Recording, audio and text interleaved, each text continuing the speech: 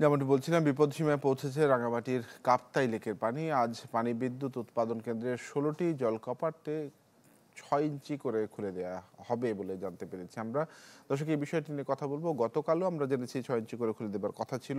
জিয়াউল হক, আজকে কি কি তথ্য থাকছে? গতকাল আপনার সঙ্গে কথা হচ্ছিল, বলছিলেন যে ৬ ইঞ্চি করে খুলে দেওয়া হয়েছিল তার আগের দিন সম্ভবত, যদি আমি ভুল না করি। আজকের পরিস্থিতিটি জানাবেন। কালার এক্সপার্ট, জর্জ স্যাপ এবং মাইল্ড অন হ্যান্ডস টেকনোলজি সমৃদ্ধ অরিক্স ক্রিস্টাল ওয়াশ আপনার লন্ড্রি এক্সপার্ট। তানভীর, এখন পর্যন্ত আসলে খুলে দেয়া হয়নি।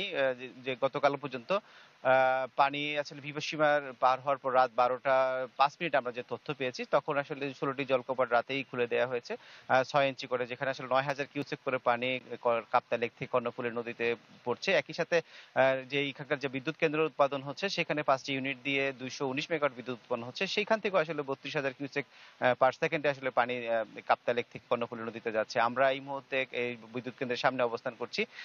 সেখানে আসলে কিছুক্ষণ পর ভিতরে প্রবেশ করলে আসলে ভিতরে পানি ছাড়ার বিস্তারিত আসলে ভারত জানাতে পারবো। কিন্তু কর্তৃপক্ষ রাতে যেটি জানিয়েছে, যেটি আসলে প্রায় ১০৯ এমএসএল এই কাপ্তাই হ্রদে পানি ধারণ ক্ষমতা রয়েছে। গতকাল রাত পর্যন্ত প্রায় ১০৮ এমএসএল এর কাছাকাছি পানি পৌঁছেছে, যেটি আসলে কাপ্তাই হ্রদের এই পানির রিজার্ভার বিপদসীমা বলা হয়ে থাকে। এবং এই পানির কারণে নিম্নাঞ্চল যেটি রয়েছে, রাঙামাটির বাগাইছড়ি কিছু অংশ, লংগদুর কিছু অংশ এবং রাঙামাটি শহরের দুই একটি এলাকা আসলে কিছু মানুষ পানিবন্দী হয়েছে এবং এই মানুষগুলোকে দুর্ভোগে পোয়াচ্ছে বলে আমরা জানতে পেরেছি।